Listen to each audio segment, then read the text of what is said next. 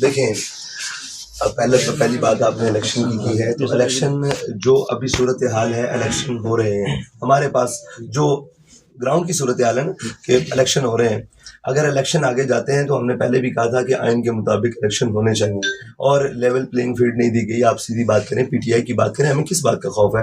تمام سیاسی جمہوری جماعتوں کو حق ہونا چاہیے کہ وہ الیکشن لڑے، ان کے حق پر ڈاکہ نہیں ہونا چاہیے، ان کو حق حاصل ہونا چاہیے کہ وہ کوئی بھی جماعت ہو اس کو حق حاصل ہونا چاہیے کہ وہ جو رجسٹرڈ ہے الیکشن کمیشن میں اس کو حق ہونا چاہیے. ہاں، پسندیدگی ناپسندگی کی بنیاد پر. اصل میں مسئلہ یہ ہے کہ یہی وہ جماعتیں ہیں جو 2018 میں کندھے پر سوار ہوئی تھی، آج پاؤں کے نیچے ہیں.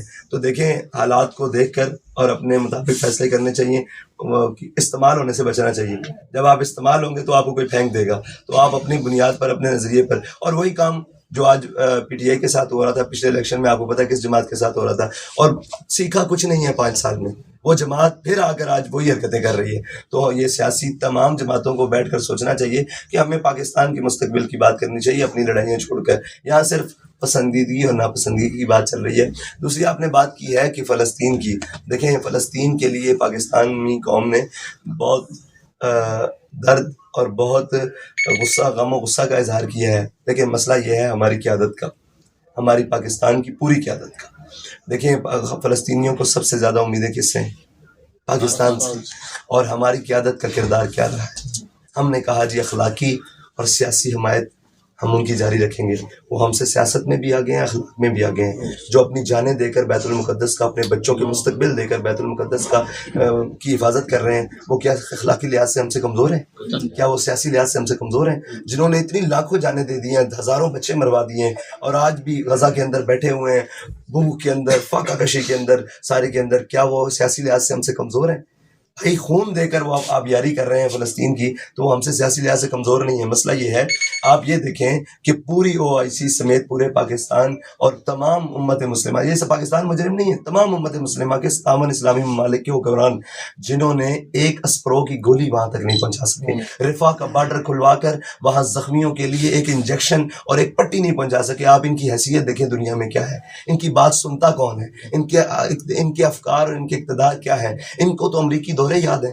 اس وقت دیکھیں، لوگ کہتے ہیں کہ فلسطین کی مدد کیسے ہوگی. میں نے کہا جیسے امریکہ نے اسرائیل کی مدد کی ہے، جیسے برطانیہ نے اسرائیل کی مدد کی ہے. ریاستی سطح پر جب تک فلسطین کی مدد نہیں ہو سکتی، اس وقت تک دیکھیں آپ اور میں، ہم یہاں سے وہاں جائیں گے ان کے لیے تو یہ بارڈرز پر ماریں گے. کئی ڈاکٹرز ہیں جو آ کے روئے ہیں کہ ہمارا یہ پیشہ، ہماری یہ ڈگریز جلا دیں، ہم ان کے لیے کچھ نہیں کر سکتے فلسطینیوں کے لیے. لیکن جب وہ بارڈر پر جاتے ہیں، ادھر والے بھی مارتے ہیں، ادھر والے بھی مارتے ہیں. آپ مجھے دیکھیں مصر کا کیا کردار ہے، ساری امت مسلمہ کا فلسطین کے مسئلے میں کیا کردار ہے. صرف طاقتور کے ساتھ کھڑے ہیں. آپ خلیج کو دیکھ لیں، کس کے ساتھ کھڑے ہیں؟ اسرائیل کے ساتھ کھڑے ہیں، اس کی طاقت سے ڈرتے ہیں. تو امت مسلمہ وہن کا شکار ہو گئی ہے، یہ موت کے خوف سے. ان کو دنیا کا مال لے ڈوبا ہے، اور یہ ان کی تباہی کا سبب بھی یہ ہے. مجھے یہ بتائیں کہ آج کوئی تگڑا ملک ہو، مثال کے طور پر ایران کے ساتھ مسائل بنے ہیں، تو آپ نے دیکھا ہے کہ بہت سارے لوگوں نے کہا کہ جی یہ کیا ہوا. بھائی آپ کو یاد ہے اس لیے کہ وہ کھاتا پیتا ملک ہے. فلسطین کے ساتھ اتنا کچھ ہو گیا، پوری دنیا کچھ نہیں بولی.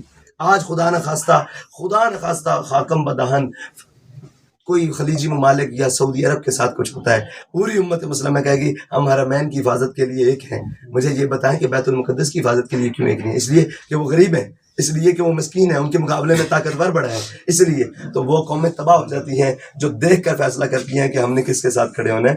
یہ امت مسلمہ پوری کا امتحان ہے، صرف ایک نہیں، 2.25 ارب کا. تو یہ ایک درد کے پپولے ہیں جو بیان نہیں ہو سکتے، اور یہ وہ باتیں ہیں جو میڈیا دکھائے گا بھی نہیں.